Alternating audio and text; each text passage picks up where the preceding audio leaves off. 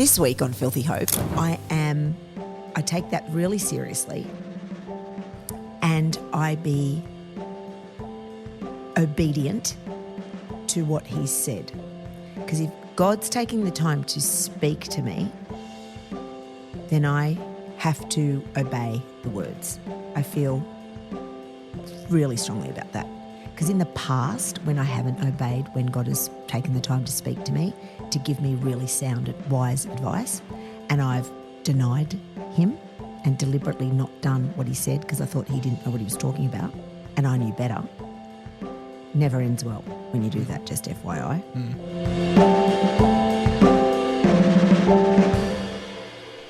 This episode of Filthy Hope was produced with the support of our Patreon members. If you want to support us here at Filthy Hope Studios financially, the best and easiest way to do that is to head over to patreon.com/filthyhope to become a patron.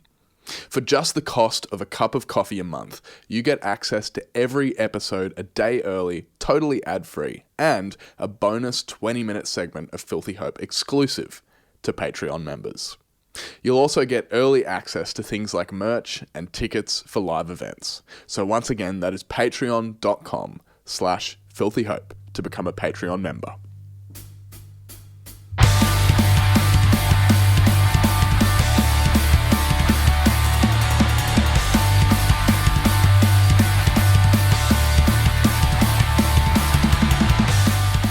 Hello and welcome back to another episode of Filthy Hope. If it's your first time here, welcome. On this podcast, we spend time in the grey spaces where Jesus, life and culture intersect.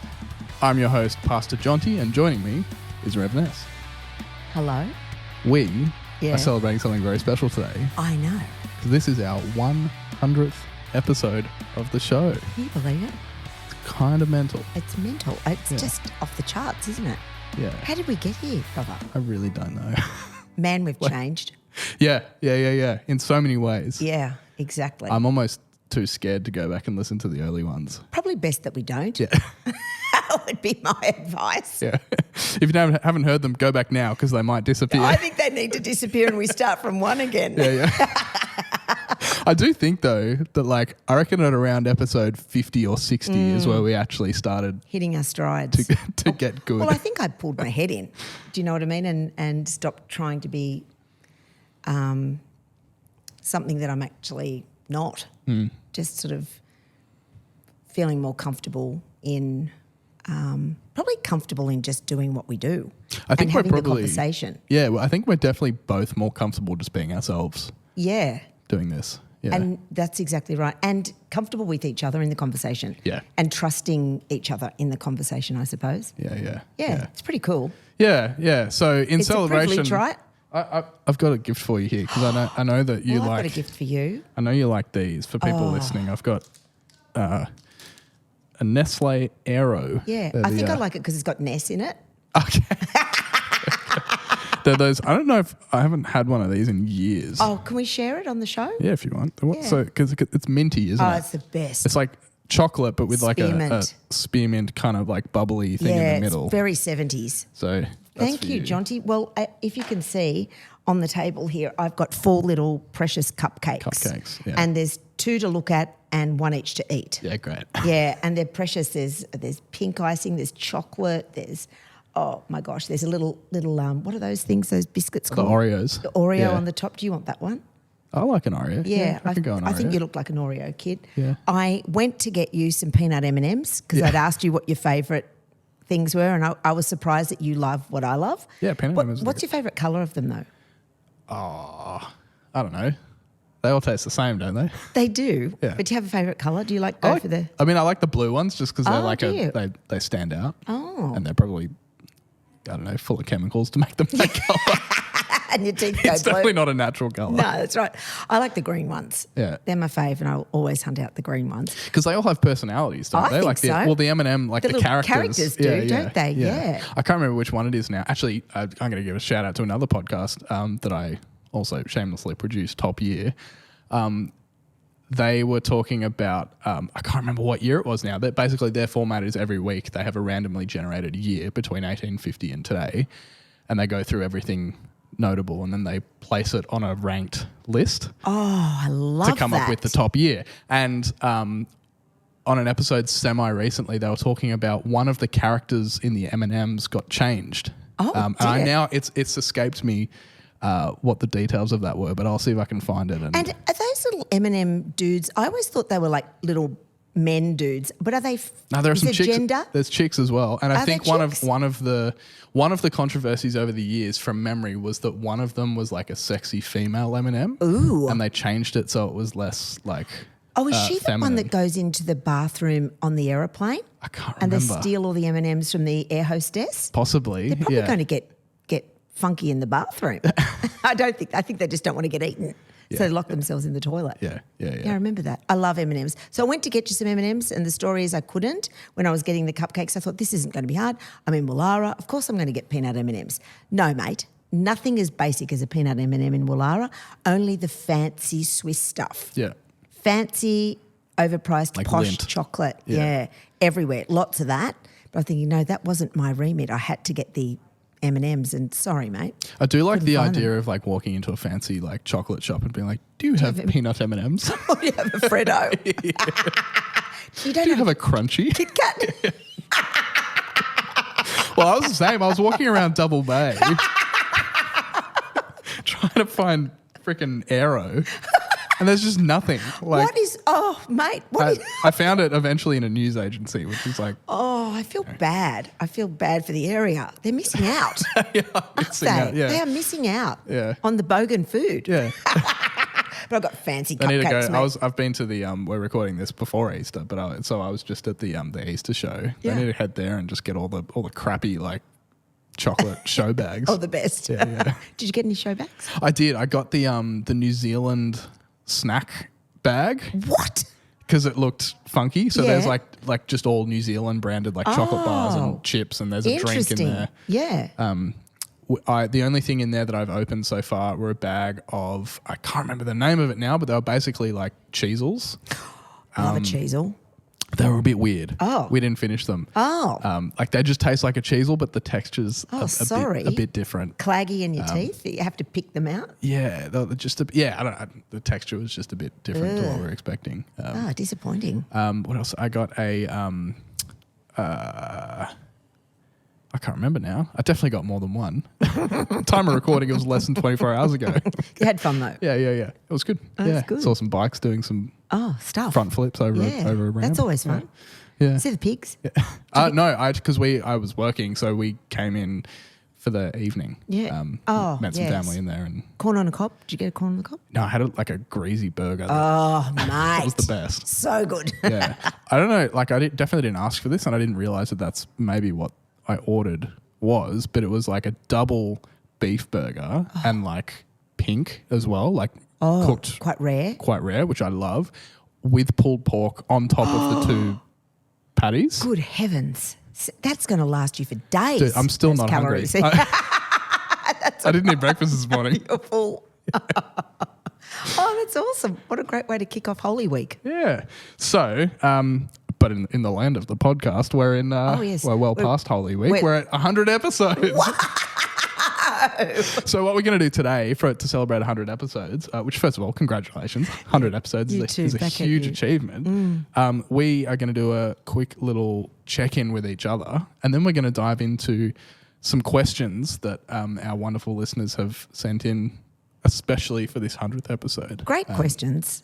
Very challenging, actually. Yeah, some stupid questions that we'll definitely go through as well, but some really good, challenging, deep questions as well.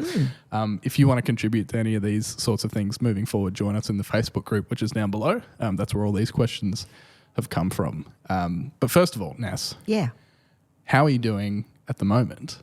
Where do you want to start? Physically, emotionally, spiritually? Why do I have to go first? I always bloody go. You throw me under the bus. You don't Bullshit. have to. You do. You throw me under the bus. You go first. I'm more than happy Jonty, to go first. Where are you past the arrow, and where are you spiritually at the moment? Oh, that's a good question. I think spiritually, I'm at a place where I'm quite... on the one hand, I'm very, very content in my own personal spirituality, but there's some big things that I'm wrestling with as well. Mostly to do with this sense of calling and my place in the church. If I am called to a place in the church, what that looks like. Just hang on a minute, mate. Yeah. Hello. You are in the church and you're a pastor in the church. Yes, that's correct. So where I'm wrestling spiritually at the moment is, and I'm going to be vague because I don't need to talk about specifics here on the podcast. If you want to come and hang out with me and have a beer and we can chat, then reach out. But I think I'm in my own personal faith, I'm very, very content, but I'm a little bit of a cynic at the moment, and it's hard for me to not be a cynic when I look at the broader bodies that I am a part of as a follower. Yeah, the big C. The big C. And it's not for, I'm not going to go into any details because I don't think it's necessary, because this is about me. But I think spiritually, that's where I'm wrestling at the moment, is kind of going to God and going, okay, I love what I do. I get to do this. Yeah. I think it's worthwhile. I get such life out of having conversations with you and with other people on the podcast and sharing that with people. But beyond that, it's kind of that like, okay, what next feeling, and looking at the world around me and going, I don't particularly love this. So I think spiritually that's where I'm at the moment. And the fact that I'm comfortable bringing that to God, I think is probably a sign that there's a good, healthy two-way communication relationship there. It's exciting actually when I hear you say that.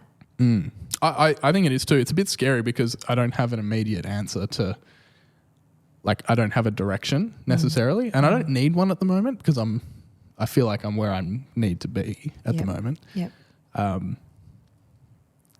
Yeah, I probably don't need to get into too much more because there's some personal and detail stuff that isn't necessarily for the podcast. But in terms of me spiritually, that's kind of where I'm at the moment. Yeah, thanks for sharing. Yeah, of course. It's deep. Yeah.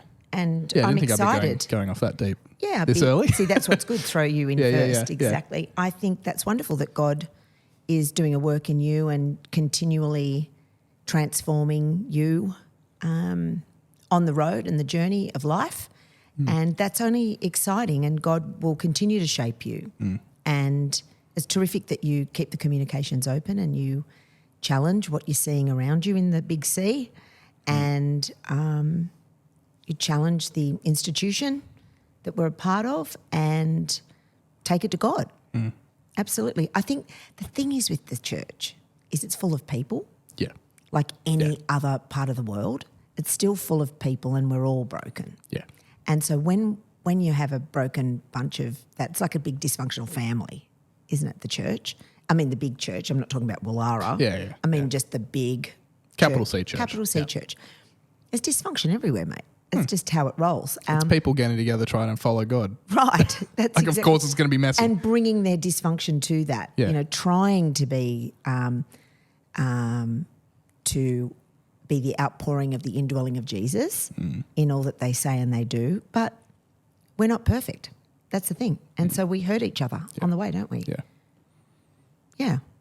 Shit, that did go deep quickly. All I wanted to do was have some arrow and a cake and have a laugh. Yeah. We're not doing that today. We'll get to some Q&A questions that will probably take us Just warning, I just had 2 slabs of the arrow. Yeah. That means I'm going to have sugar surging through my body. So the speed of my voice is probably going to elevate and my heart's going to go a little faster. Yeah. So look out. Great. What about you? Spiritually, how are you going at the moment? I'm in a good place spiritually at the moment. I think my mental health is struggling at Easter time because it always I've had an experience of trauma at Easter, so I always sort of have a bit of a, how am I going to go this Easter? I had a little meltdown the other day and got some help around that, and so mentally I feel that I'm okay. As a therapist would say, my window of tolerance was shrinking. Yeah. So I felt like I didn't have much there. And so I've done a couple of things to help me open that space up again. So that feels a little bit better, and I feel a little calmer and less panicked by the whole Easter thing and trying to make myself feel safe at the Easter time. Because everybody else goes, Easter, I'm so excited, What are you doing for Easter? And I have a bit of a looming dread that comes about with Easter, and I'm a minister, and it's one of the big points on the calendar, so it's hard to the big hard thing to avoid. on the calendar. Yeah. And I'm excited about Easter, but I battle my own demons at Easter too. Yeah. So I juggle that. But spiritually, I feel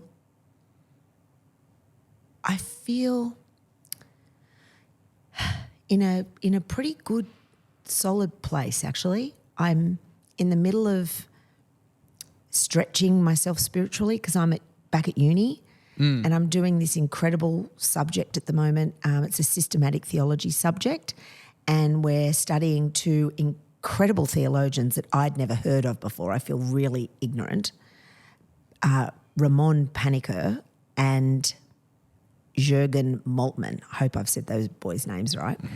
And they're very interesting theologians, and they're really stretching my Trinitarian concepts. So I feel spiritually quite stretched, quite challenged, and I'm shaping my thinking and stretching my thinking out of my undergraduate Wesleyan thinking. So it's being stretched, which I think is all really great.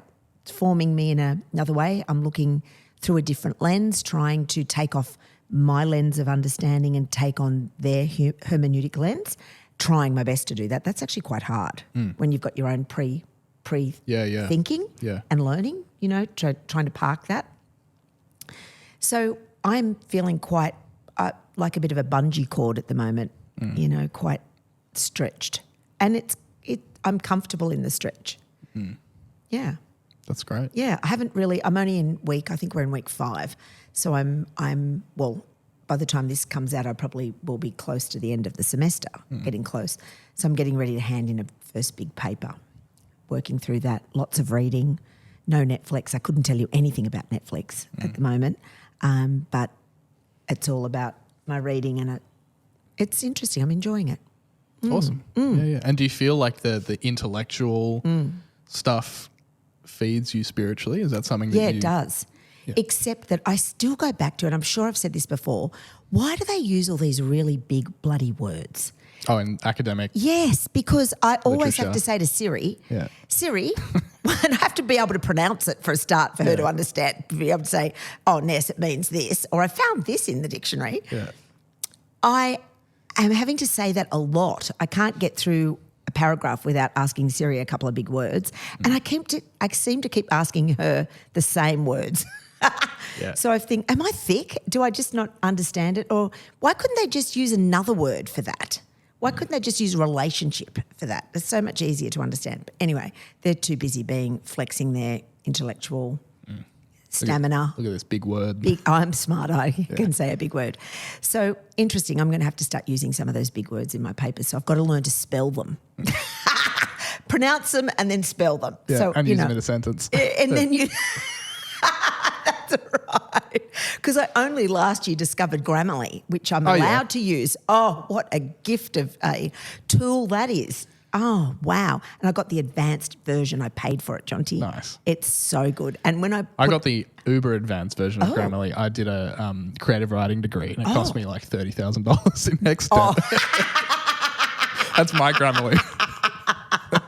I should get you to read my papers, actually. You could be my personal Grammarly checker. Yeah. I was Claire's proofreader for some of her masters. Oh, yeah. It's tough. I put it through Grammarly, and I've got so many words that need correcting and sentences that need reshaping. It's hilarious. But, yes, I find I'm quite spiritually stretched. And I've had to rely on God a lot lately for some big life decisions that Rob and I have made. We've sold and purchased a new house. Yeah, congrats. Yeah, that's exciting. And by the time this comes out, I'll be moving into our new home. And so we're staying in the area, which is really cool on the Northern Beaches. But the actual making such huge decisions for ourselves for this next phase of our life has been a big waiting and listening to the Lord. And God said to me at the start of the year, on the 28th, I think it was, of December, I asked him for a word. Remember me telling you about this before? Yeah. Asked me for a word because my friend Carol Ranucci, I know you've had Andrew Ranucci on the show. She'd said to me the year before, has Jesus given you a word, Ness? And I said, I felt dumb because he hadn't given me a word. So I asked for the word, and the year before it was WAF, remember? Wise as F expletive. And then this year I asked for the word, December 28, 2023, I asked for the word so I could give God a couple of days' notice. I didn't want to be late because I wanted the word on time. And give it time for the 3 to 5 business days. I want to give him a couple of days. You know, I know he's busy. Shipping time. Yeah. Well, he's pumping out words for Christians in the lead up to the new year. Did you see Bruce Almighty, that Jim Carrey movie, where he goes up and he's God for a day or whatever, and the image of all the prayers in like this giant filing cabinet? I don't remember that. It's all the Christians asking for words. That's right. So I'm swimming in the ocean, swimming, and I'm having this beautiful moment, and I say to God, oh, God, I need a word. What's my word for 2024? And I'm expecting it to take a couple of days, like I said, giving him notice, just a heads up, God. And straight away I hear wise and sensible. And I get the shits as I'm floating over the wave. And I literally say to God, hang on, that was a bit fast. Do you want to think about it for a couple of days? Because I don't really like that one. Can we have something else? Because I think sensible, particularly wise, I don't mind, but sensible, come on, that's dodgy. I get out of the water and I sort of stomp up the sand to Rob, and Rob says, what's going on? What's up with you? And I said, oh, bloody ask God for word for 2024. And Rob says, what is it? I said, oh, for heaven's sake, it's bloody wise and sensible. He says, oh, wow, that's amazing. And I said, no, it's not. I don't want to be sensible. He says, Google sensible. I Google sensible, and it says wisdom. So I've got to sort of have wisdom on my wisdom. And I've got to tell you, I've been activating wise and sensible since about the 30th, because it took me a couple of days to get my head around. Yeah. And I've had an epiphany around it. Because because I know when God speaks to me,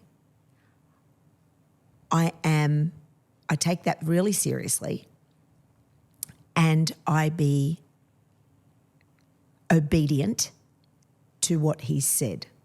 Because if God's taking the time to speak to me, then I have to obey the words. I feel really strongly about that. Because in the past, when I haven't obeyed, when God has taken the time to speak to me, to give me really sound, wise advice, and I've denied him and deliberately not done what he said because I thought he didn't know what he was talking about and I knew better, never ends well when you do that, just FYI. So I knew being wise and sensible was something that I needed to take on whether I liked it or not, really. It's proved really fruitful for me.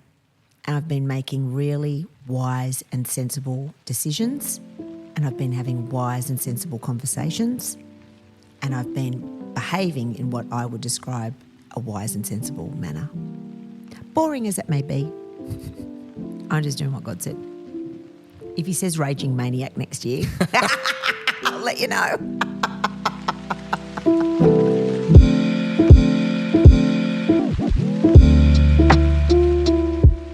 This episode of Filthy Hope is brought to you in partnership with the new podcast from Filthy Hope Studios called Into the Word. Rev Ness and Pastor Jonty, your hosts here on Filthy Hope, will be hosting short, sharp conversations around a single piece of scripture, helping you on your daily journey to dive deeper into the Word of God. This new show from Filthy Hope Studios will be launching on Wednesday, the 3rd of April, and will have its own podcast feed separate from this feed here on Filthy Hope, although we will also be publishing the first handful of episodes right here on this feed too. If you're watching us on YouTube, then Into the Word will be coming to you right here on Filthy Hope Studios. So we invite you to tune in with us from April 3rd as we bring you weekly bite-sized doses of Bible, helping you on your journey into the Word. So that's me spiritually, it's just probably a part of being disciplined. Yeah, I think that's the other word, obedient and disciplined. Discipline's a good word. Do you think that's a good one?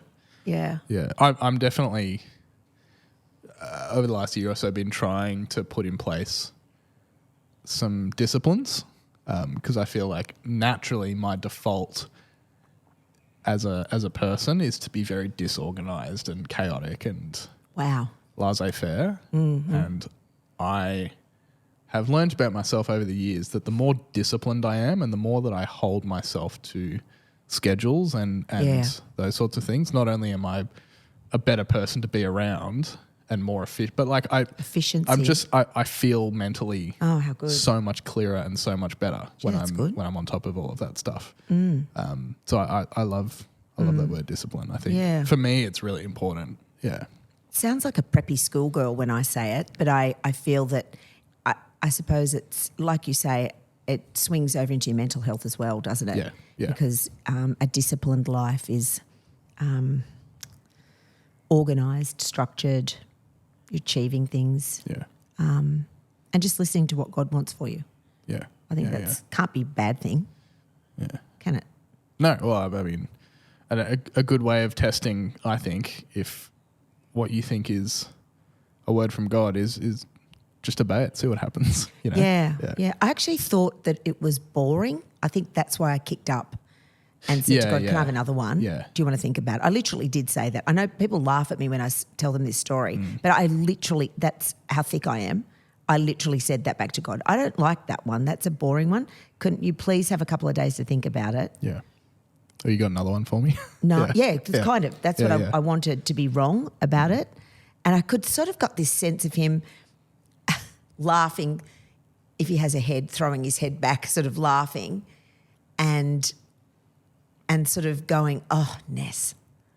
I got that sense. Yeah. Oh, Ness. Not patronisingly, but just knowing the person that I am. Of course I would ask for that.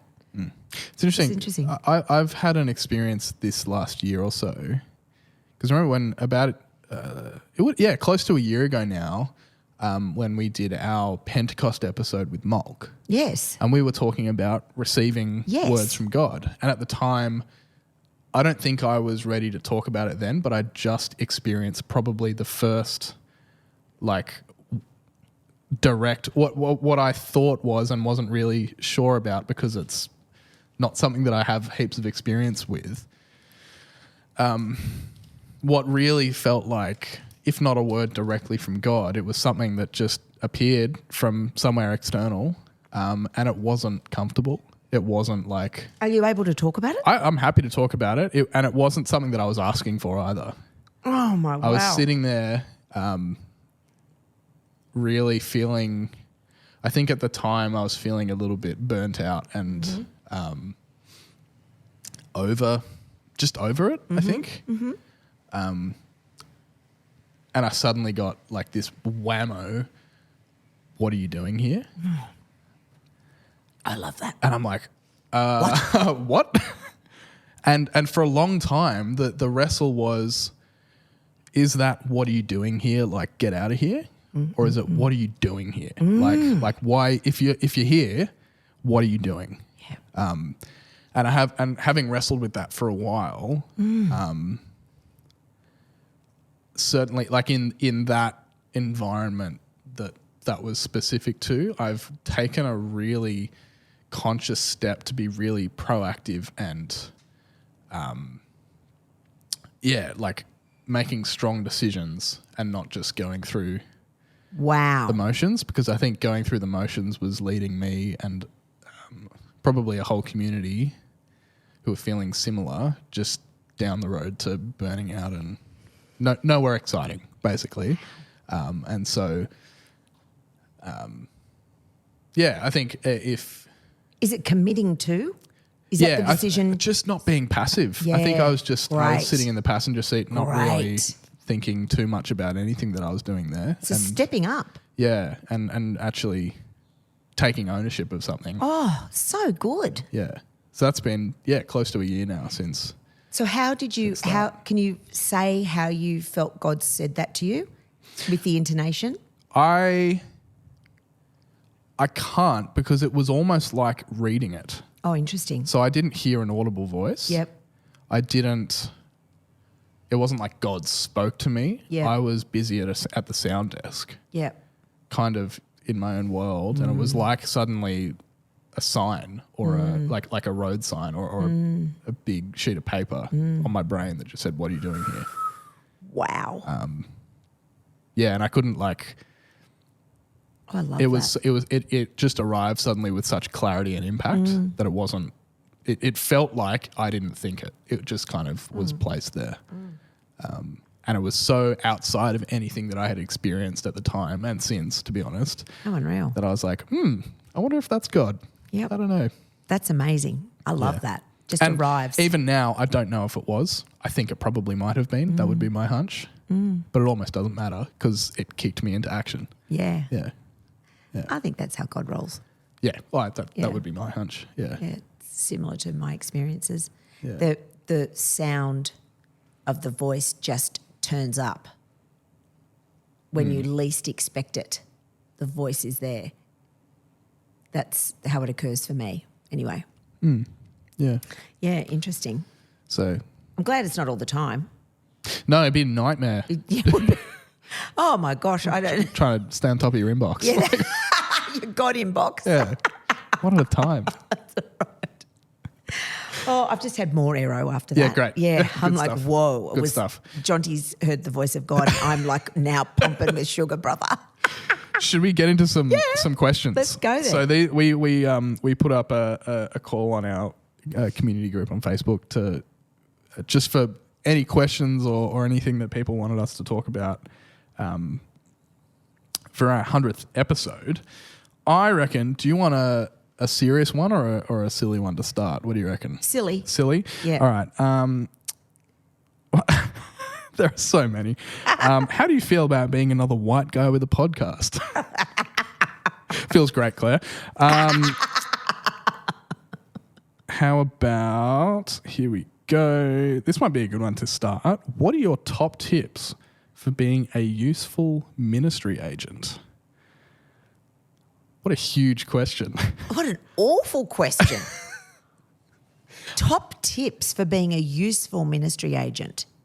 I can definitely just, and we don't have to spend long on any of these. I feel it's a little bit like when you go to university to become a nurse or a doctor or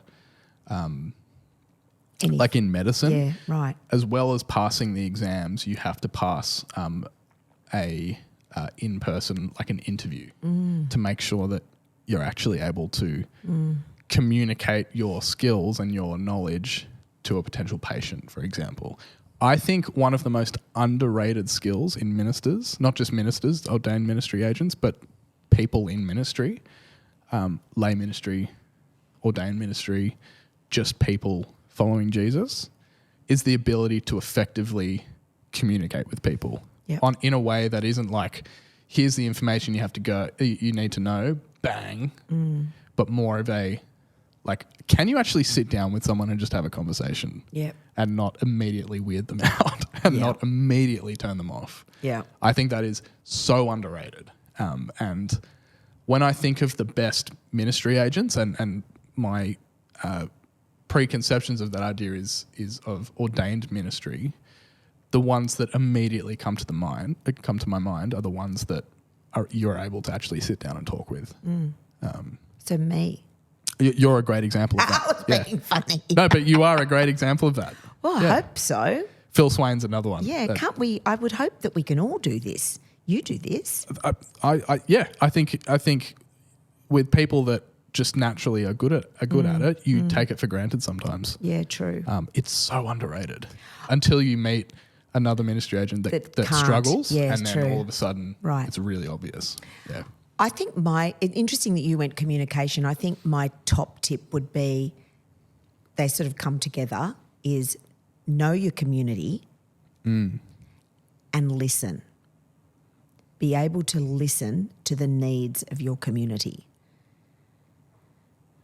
So for me, that I'm a big external processor. I love a chat. I love to talk with whoever I'm with. I've had to learn to be I think a sound ministry agent was I had to shut up and listen to the people and then not offer advice but just offer love and non-judgmental care, not try to fix them but just love them unconditionally and try to see the needs in the community and then act on that. So like what we've done with Wellness HQ. Yeah. That's great. That's really good. Did I answer the question? 100%. Okay, good. Yeah. Thank you for the question. Yeah. I was never very good at comprehension. Yeah, I would get really distressed about comprehension, but I'm an auditory learner, so actually hearing you and not reading it actually is less stressful. Yeah. Because it's like a test. Yeah. Yeah, totally. And that's so interesting because I think I'm probably is it called an external learner? Where explaining it and teaching something actually is a process that helps me learn. External processor? Yeah. So like that's part of what I think I love about doing this is when I encounter a new idea or something that I'm excited about, talking to someone about it verbally, I think actually helps a lot with me internalizing and learning. Me too. Yeah. Yeah. That's why if you have the misfortune of being in my path after I've just seen a movie, I apologise. But I just want to talk to people about it. Well, it's like me in a lecture. I'm forever stopping the flow of the lecturer because I need to be able to repeat what he has said so that I can actually understand that I understand and hear myself thinking it externally. And somebody said to me, it was one of my daughters, I was describing the lecture. Oh no, we were doing it on Zoom and she was in the lounge room and she could overhear the lecture while she was studying herself. And she said, Mum, you are one of those irritating students in the class. You are the ones that keep everybody there 15 minutes after the lecture's over because you're asking too many questions. Mum, you just need to shut up. And I said, I can't, Slink. I have to externally process to learn. It's part of my thing. Yeah, funny, isn't it? Yeah. Here's a really good one that I've been keen to talk to you about. This is from James Watson. Hello, James. G'day, James. What's something that you feel differently about now to what you did 100 episodes ago? So we started recording these back in probably February of 2022. They started releasing in April of 2022. 100 episodes. We're pretty much bang on 2 years of doing this. So that's a lot of time. Is there anything that sticks out to you that when we started you felt strongly about, that you've changed how you feel about it? Yeah, definitely. I think this isn't just about the podcast though for me. This is about me and my life and how I role in life. Yeah. I think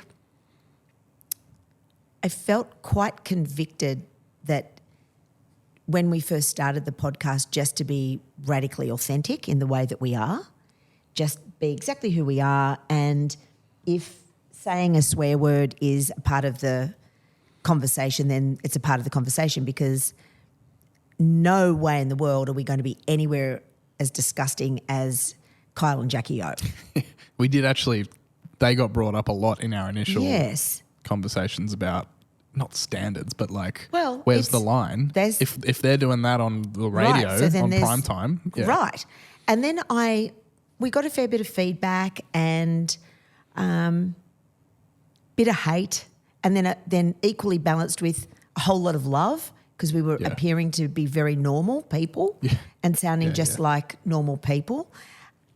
And then something happened, and I don't know when it was or how it occurred, but I know that it just really got embedded when God said wise and sensible to me this year.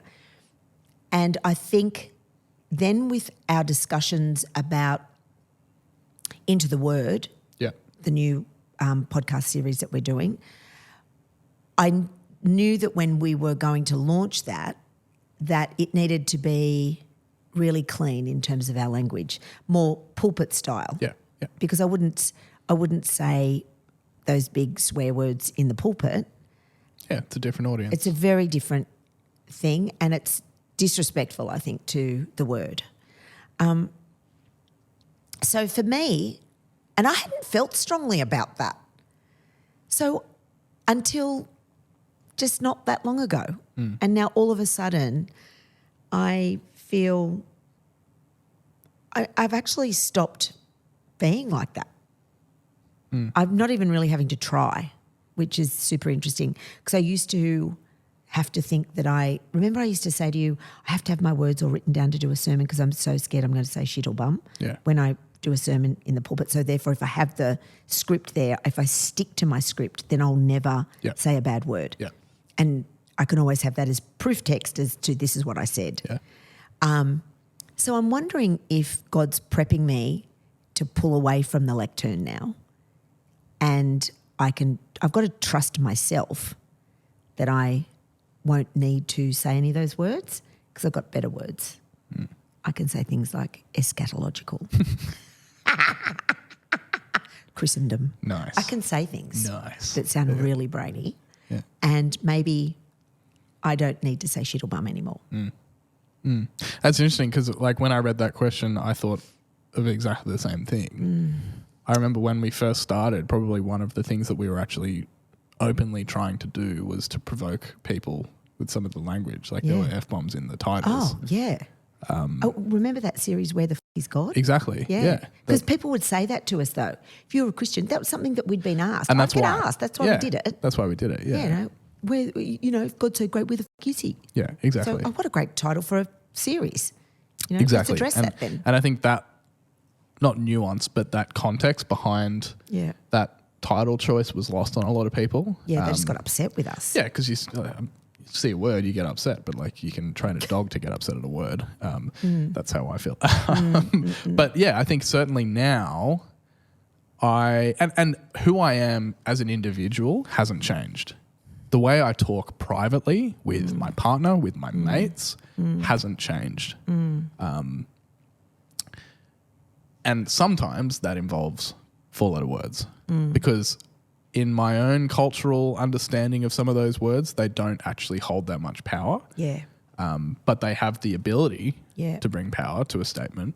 And so I just kind of initially felt really strongly that if we're going to have authentic conversations that take scripture and faith seriously in a way that's truthful to the realities of living that faith in the real world, then what's wrong with using those words? That was kind of how I felt. I still do feel that way, but I think as this has grown and as we have developed as hosts of this show, it doesn't feel it no longer feels like that language is a worthwhile hook to draw people in. Yeah, that's right. And I remember a comment once that we got. I got really sad by it. And I can't remember who it was. They probably don't listen anymore because I'd probably encourage them to go and listen to Joyce Meyer or somebody else. I just probably. Knowing you, you're probably like, go listen to Joyce. That's right. Come on. And they got upset about me saying that comment. And I was just saying, well, don't listen to us. And if I'm hurting your feelings or you're feeling offended, there are so many podcasts out there. Don't listen to us. He wanted to keep listening to us and just wanted me to change. Don't do it. Don't be like that. And the thing that I got most offended with wasn't that kind of reprimand, but it was this line. You can't be a Christian if you speak like that. Yeah. And I remember going, he's a stone thrower. And I felt really sad by that, really sad. Because I thought, you don't know me. I think as well, that sentiment is if you're using those words, you can't be a Christian, is indicative of a broader Western Christianity thing that I think we are stuck in a little bit. We are really, really uncomfortable with people still in process. We want people to immediately be perfect. Exactly. It's the, we've had AJ from Biggest Loser on the show before. Yeah. It's we want to jump all the way to the final episode and see the transformation. Yeah, great. We have no interest. In fact, we're often repelled by seeing people in episode 2 still. Yeah. And so you can't be a Christian because you said the word f***, right? Mm. Yeah, you can. Yeah, you can. I am. That's right. And regardless of how you feel about some of those words, if this being the example that we're talking about at the moment, even if you do think that cussing, as Americans call it, or swearing, is a sign of someone that is an immature follower, that even if you do think that is no reason to call someone not a Christian if they're using them, because it's pretty sad. It's we can't expect people to suddenly be perfect. Yeah. We can't expect people to be on the final reveal at the end of the season immediately. It's interesting. We got a message, and I'll put a link to this down below, with a link pointing us through to a video from this YouTuber called Ruslan, who is really interesting. He's kind of like a big popular Christian culture commentator. So he reacts to stuff that's going on mostly on big podcasts. So he reacts to stuff that's going on whenever anything faith related comes up on Joe Rogan, when anything happens on, anything he reacts to a lot of Jordan Peterson stuff. So big personality driven celebrity culture. Whenever any of that stuff talks about faith, he usually is talking about it. And long story short, there's this guy, George Janko, who used to be on this podcast called Impulsive with one of the Paul brothers. I can't remember which one it is because I don't care. I hate all of them. But he used to be on that show, is no longer on that show. He used to be a bit of a punching bag on that show because he'd always bring up his faith as a Christian. He's now gone off and started his own show, which I would highly recommend, the George Janko show, for those who are interested. And it's really, really interesting because he is probably similar to where we possibly would lie, in that we do swear sometimes, but we're very aware of the power that swearing can hold in Christian circles. And we're interested in that. And so there's an episode that got linked to us about someone actually calls him out on his show about the swearing, which I'll link down below because, and I'm not going to recap it because this isn't a recap podcast, but if people are interested into diving more into that as a topic, Christians, swearing, language, offense, that sort of stuff. Thank you, Luke, for sending that in, by the way. I found it really interesting. That'll be down below as well. But certainly, long story short, in answer to James's question, I think both of us have changed and grown in relation to that as we've developed on the show. Yeah, I don't know. I think there's another one. Can I bring up one more? Of course. And you can delete it, Jonty, at this point. Sure. If you don't want to continue with it. Listeners, you'll know. Because we might keep going or we might jump ahead. I'm going to do a clap so you know. So I think it was the comment about misery porn. And early in the piece we wanted to talk a lot about mental health, and that was the premise for us kicking off our podcast. We thought, we'll do a series and we'll talk about mental health. We're doing Wellness HQ down here at Double Bay. It seemed like a fantastic thing. And I shared about my story. And people got upset about that. I don't think initially. It actually led to a whole lot of new listeners because people found comfort. Yeah. Survivors felt comfort in that. But then when I would bring up my story, people got upset about that there was no warning, trigger alert, that Vanessa's going to share about her story. Does Vanessa have to keep sharing about her story? I thought that was interesting for a Christian to say that, to comment in that manner. I thought, wow.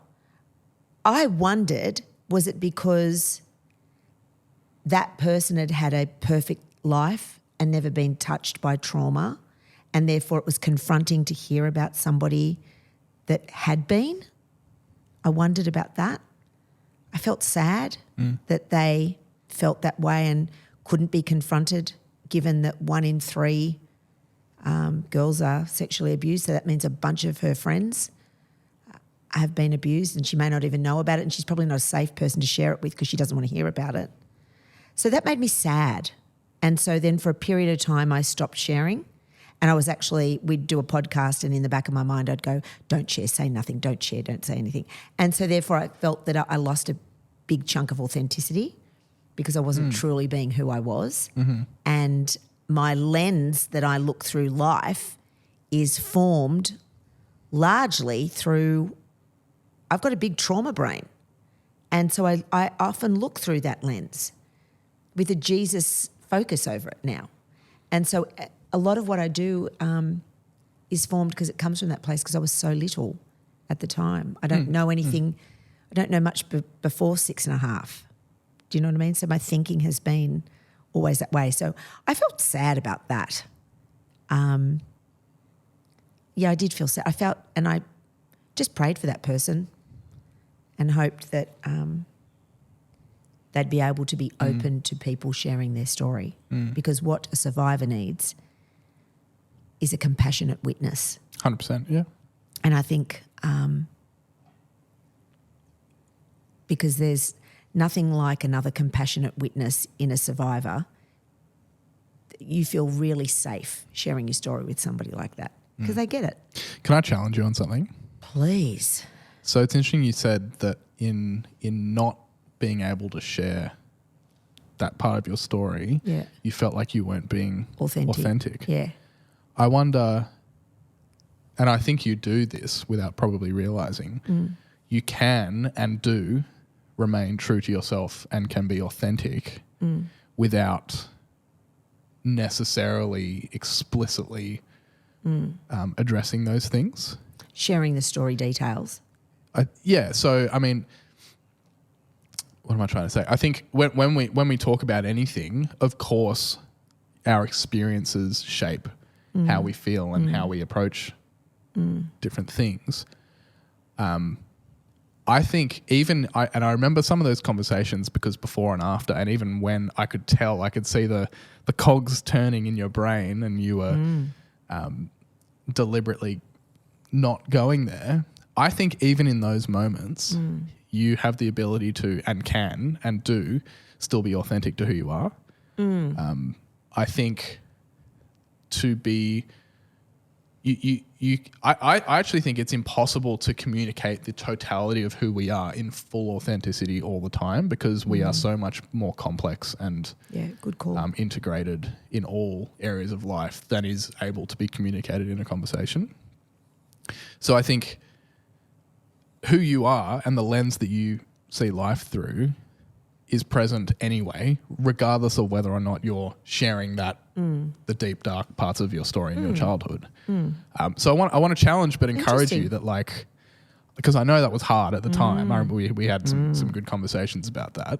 And I also want to acknowledge the other side, that sometimes, and this is something that we've worked on and received feedback on and tried to faithfully get better at, is warning people if we do suddenly dive into some really tough territory. Because for some people that can be really challenging, and people need to be prepared to go there. So it's this balance of, I think you do, you are true to your authentic self, even if necessarily you're holding some of that tricky stuff back. But also, it's a tough thing to try to be authentic whilst also looking after the sensitivities and safeties of other people. Yeah, true. Yeah. Hello, it is me, Pastor Jonty, coming to you from the set of Filthy Hope, interrupting this episode just briefly to tell you a little bit about one of our new ventures here at Filthy Hope, which is our blog. If you're a fan or a listener of what we do here at Filthy Hope, then you might enjoy getting more of that in the written form. So whether it be reflections on some of the topics that we talk about on the podcast, or just other topics that we are interested in at the moment, whether they be theological, religious, cultural, maybe about a film or a book. Ness and I are going to be writing some pieces and also some guest writers over there. So if that sounds like it is up your alley, then go and find it at unitingheartandsoul.org/filthy-hope. The link for that will be down below in the show notes of this episode. We hope to see you there and we hope you enjoy it. But that's all. Back to the episode. I think because my true authentic self is a big sharer, I'm a big oversharer. Yeah. Because I just do. And to undershare feels like I'm withholding. I feel like I'm withholding intel, withholding information. So therefore it feels lacking in authenticity. Yeah. Because I'm not giving you all the details. I'm not giving you all the information. So how can you possibly make sense of it if you don't have the full story? You're only just getting a soundbite. I think it's so challenging because like the two of us are so open. Like we know pretty much all the stuff. We don't know who's going to listen. They might be hearing you for the first time and all of a sudden they get the full story. And so that's part of the challenge, is keeping the perspective of like, here in this room, we could talk about anything. But constantly reminding ourselves that like someone that walks past and has a peek through the window, metaphorically speaking, that could be really confronting. Yeah. Like, of course it could be. And holding the balance of being true to who we are and holding honest conversations whilst also to a healthy degree, because I think you can go too far and just curate everything to sand the edges off and be too safe and boring. Yeah. Like there's a healthy balance between those two. Yeah. Yeah. Which I think I'm still learning. And it's what's really nice is, if we use Kyle as the extreme of what's acceptable in the world on the radio. I mean, much of what I hear Kyle say, I want to vomit. I can't quickly get back to hope in a heartbeat. Do you know what I mean? It's just awful. Back to preset one. Like I'm offended by the stuff I hear come out of his mouth. Really offended. It's just gratuitous filth. It's shock jock stuff. It's just gross. And I just think, shit, half of Sydney listens to this crap. It's awful. I've forgotten what the point was I was going to make. We're talking about things we feel differently about. Yeah. Yeah. I mean, maybe if it comes back to you, we'll come back. Sure. But if we move on to another one real quick, a time that you thought that you knew what was best for you, but God showed you his way for your life. So, I mean, we spoke about this a little bit before, very briefly. Does anything spring to mind?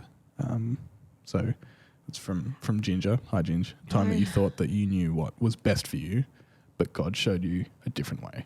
Yeah, just a quick one. There's nothing, you don't have to turn off. You won't be offended, and there's nothing scary about sexual abuse in what I'm about to say. So everyone's safe. Yeah.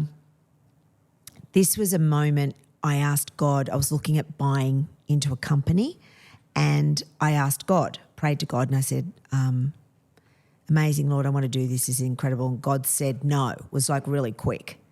And a little bit like me being in the waves, I went back to God and I said, hello, mate, are you clearly not reading the tax return on that organisation? You look at the spreadsheet because it looks absolutely epic. I'm wondering, what bit don't you get? Yeah. Are you thick, mate? This is looking pretty good, mate. Even my accountant thinks this looks pretty good.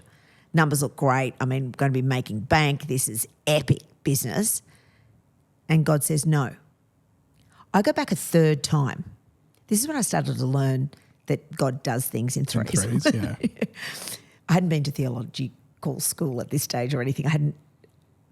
I didn't listen to the call of my life at that stage. Asked a third time, God said no. So I did it anyway. And then 3 months into taking on that business, the business just took a turn for the worst. It was not great, and it caused all sorts of havoc and problems in my business life and in my personal life and in my financial life. It was really scary time. And then when I went to see the barrister about what I needed to do, I'm in this meeting and I didn't know what to do. I was going to rely on the the legal help at the table that I was paying a fortune for. And I heard God say, stop, so loudly, Jonty, that I looked around the room and I looked at my business partner and I looked at the solicitor and I said, did you hear that? And they looked at me like, oh, you are under serious stress. I said, did you hear that? They said, hear what? I said, stop. And they said, no. They gave me the no look. And I knew that that was God telling me to stop and pull the pin on what I was currently doing in that very moment. I had to be so brave because I was going against what the situation was at the time. And I said, I'm pulling the pin. We've got to stop. Exhale. And that was the start of me learning to be obedient. God had to take me down a rabbit hole and teach me about the very thing I cared most for, and that was money and wealth and success, big homes, fast cars, fancy handbags, all that bullshit. And God had to teach me a big, nasty lesson. And let me tell you, quick learner. So when God speaks, I listen. I'm diligent to it because I know. I didn't have to learn that again. I know that one. And what was the question? It was a time you thought you knew what was best for you, but God showed you a different way. There you go. Yeah. I did answer it. Yeah, so it was huge. So I'm a big advocate for asking God to speak to you, signs, wonders, words, however, and then listening and doing and acting what the Lord tells you to do. The Bible is full of that. Yeah. And why we would think that that's not an appropriate thing for today, I don't know. It seems like a no-brainer to me. Yeah. Yeah. Like it's one thing to have the courage to ask God But for you've got to guidance. listen to it. It's another thing to have the courage to actually go, Oh, really? okay, and follow Yeah. if you do get a response. Oh, yeah. To actually then follow up on that and commit to following God and any guidance or glimpse into his plan or their plan. That's a whole other thing. Yeah. I can't really think of any major experiences like that I've had. I definitely, when I was 18 or 19 and had been at uni for a little bit and an opening for the children, youth and family worker at the local church that I worked at for 2 or 3 years. When that opened up, it was not on my radar at all. And then all of a sudden I felt this like what I now understand as a calling. I tried to ignore it for a couple of weeks and just could not shake this feeling that like I think I've got to go and do that. So I did. I wonder where my life would be today if I had not done that. Certainly there's a lot, again, talk about trauma. Certainly there's a lot of trauma that I experienced as a result of that choice that I live with, the ramifications of today. But as well as that, like my career and my adult life has almost entirely been shaped by the church. Yeah. And so I almost can't even imagine where I would be today if I'd left uni at the end of 2020 with a creative writing degree and had just been tutoring for a few more years and like starting a career from scratch in 2020. I don't know what I would have achieved, if anything, just given the state of the world at the end of 2020, especially. So while sometimes I do kind of look at my life trajectory and go, why did I do that? Because now I'm 25, turning 26 this year, and I've worked in the church my whole adult life. Is it time for me to go and do something somewhere else and get some other experience? But then at the same time I go, yeah, but I'm so I jealous can't even of you. picture what would have happened if I didn't. Hear It's me one of when I those say- sliding doors moments. It is. I'm so jealous of you because I hear you say that, and God spoke to me when I was 25, when I was gave my life to the Lord, and He spoke to me soon after that about ministry and I didn't listen, I didn't pay attention and I didn't do listening. Rob got the call on his life and Rob listened and I thought, good, I don't have to do it now. He can do it. Excellent. I'll be the greedy businesswoman. I just wished I'd listened when God first said, because I have this panic that I'm at the age that I am and I'm not going to get the years to achieve the things that I want to do for the kingdom here on earth. And I look at you and I go, wow, Jonty, you're 25 and you've got all these gifts and talents that the Lord has given you and skills that you've honed yourself, and you've grown up in this beautiful family with rock-solid Christian role models all around you, with beautiful Christian people that have set the tone and put a thumbprint of Jesus on your life. And I think, man, you have got it all in front of you. You've got all these years to shape and mould what the church could look like over the next 30 or 40 years. And I go, I am so jealous of you.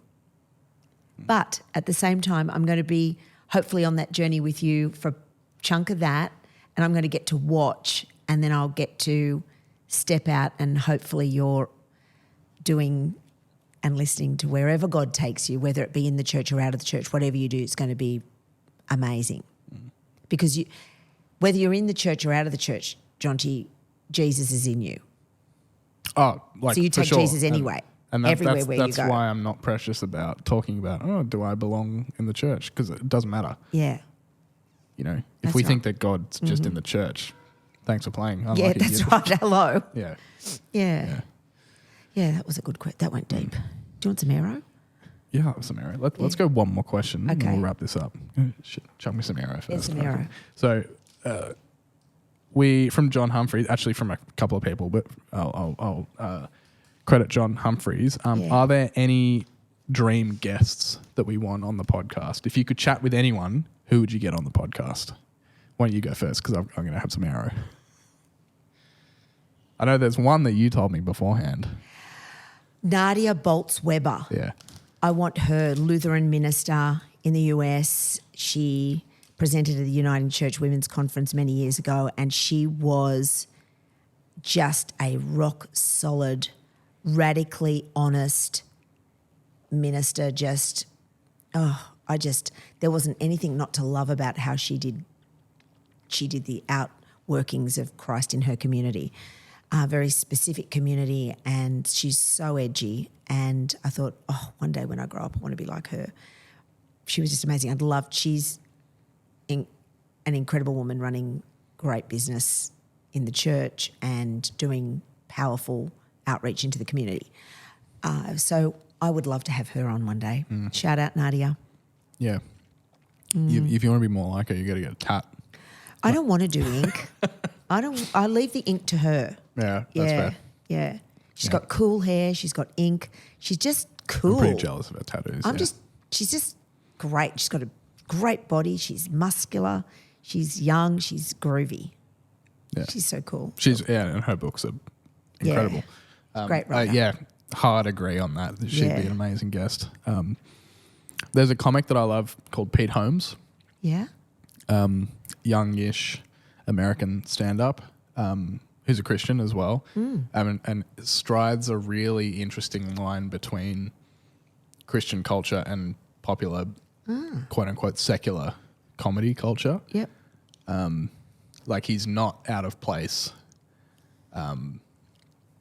amongst just the big popular American stand-up comedians. He has some really, really interesting... He has a really interesting approach to spirituality and religion. And I think having a comedian on the podcast would be a lot of fun. Oh, wouldn't we have a giggle? Yeah. So that'd be fun. That'd be one for me. I'm sure there are others that I've now blanked on. Are there any others for you? No, I think Mel Gibson. That'd be such an interesting convo. Now that we've enjoyed that movie, I just I sort of want a million questions. Yeah. I want to ask him about Mad Max. I just want to, there's so many things. I want to ask him about being a Christian, what that's like, what's going on in his world. I think he'd be really interesting. Gosh, you'd draw some eyeballs. Yeah. Wow, that'd be amazing. Yep. Yeah, I mean, there are heaps. There are lots of people like that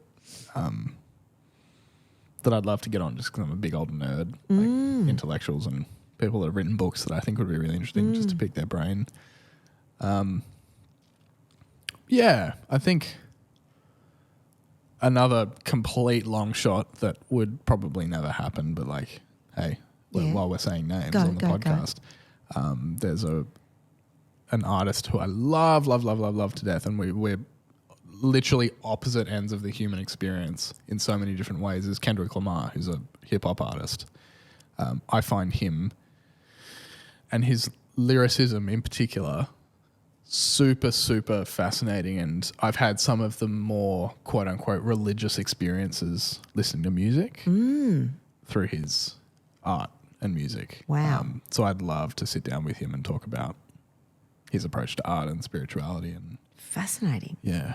We've spoken about one of his songs ages ago, I think, called How Much a Dollar Cost, which is about him encountering the character that, because he raps as all his music is presented as story, so he raps as characters, and so the character in this particular song, which is an analog for him, encounters a homeless man and doesn't give him money, or doesn't give him food, doesn't help him, and then realizes that the homeless man was God. Oh, yes. Oh, for the least of these. Yeah, wow. which and that the whole record that song is on is incredible. But that song in particular, I've always just loved. So talking to him about his approach to art would just be, I'd love to do that. That'd be incredible. Would it be shallow of me then to back that one up with saying Travis Kelce and Taylor Swift? And having is Travis them on? Kelce her boyfriend? Okay, Yeah. so that's how out of the loop I am. Yeah, you need to get in the loop because I can picture them. him. He's the NFL player, right? Oh, yeah. Yeah. I just so want to talk to them both. I got to ask Taylor Swift how she writes so many songs so fast. Oh, that's all I want to know. Yes, and ask her about that process. Yeah. Yes, I would love to ask her those questions. She seems like a really intelligent, clever businesswoman. Yeah. Yeah, and super talented. So if you're listening, Taylor, get in touch. Oh, yes, or Travis. Yeah. Yeah, that's right.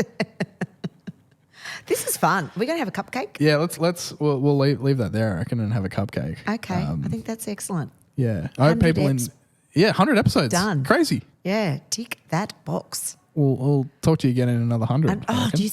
Do you know what? When we first started, we thought we'll give this a crack for a month. Yeah, literally, that was it. Yeah. And we asked church council, give this a crack for a month. Let's see how it goes. Too many people listened and we couldn't stop. Yeah, and then we went to 3 months. Let's give it 3 months. Yeah. Then we moved it out to 6 months. Now, we might as well why don't we try 50 episodes? Yeah. Let's get to the end of the year. We'll do Christmas and New Year's. That's and then, right. Yeah. Then we'll see how we go. Yeah. And then after that, we had ex-moderator Simon Hansford on there. And we're like, we can't stop now. No. So great. Thank you for listening. Thank you for all the questions that you send in, and thank you for taking the time to be in this with us. And it's really humbling experience, actually, that you would take time on your way to work or on your way home from work to stop and listen to these conversations. Yeah, and the part that our listeners play in those conversations. Yeah. Especially as we've grown and as our relationship with our listeners has deepened. You really bastards important. are teaching me things. Yeah. So there. Yeah. Thank you. Yeah. As always, we're going to spend some more time, I think, going forward, because I love doing this. We'll probably make it a habit of responding to some stuff more regularly. If you want to get in touch, please do so. Like I said, in the Facebook group, you can come chat to us there, or you can email us at filthyhopepod@gmail.com, or find us on socials.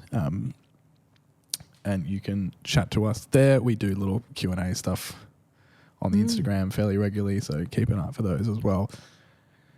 That just about does us, I think. Amazing. Any final thoughts before we get stuck into some cupcakes? We need to release very shortly a pub get-together. Oh, yeah. Don't you reckon? It's time. It's time for some By beers the time and this pizza. is being released, there will actually be a date for our first live event of the year. Dun, dun, dun. At the time of recording, I don't know the exact date, so I can't tell you, but check down below. Most likely it'll be there. That'll be at Turramurra Uniting Church on a Sunday night. Phil. Yeah, come hang out. We'll be doing a live podcast, panel discussion type thing, and then we'll just be hanging out and chatting with you all. So if that sounds interesting, details down below. Of course, listen to Into the Word if you're interested. And keep banging that drum until... And let us know what you think of Into the Word also. Yeah. Are we hitting the mark? Yeah. Do we need more? Do we need to do a deeper theological dive? What are your thoughts? Yeah. I think that's it. That's us. There's a blog. I want to have a cupcake. Check the blog if you want, but otherwise, if you're not interested, don't bother. Thank you for listening to us for 100 episodes. It's been a blast. Yeah. And we'll see you at 200 in another, hopefully not as long as the last 100 because we took a few breaks, but we'll see you at 200. Yeah. Chat to you all next time. See you later. This is a prayer for the people who want to give up, who have been hurt beyond repair and cannot bear to see your face in anything. Find peace in letting go of the guilt that isn't yours, and find hope in understanding. Life is not a game you have to win. Forgiveness overwhelming, salvation not deserving.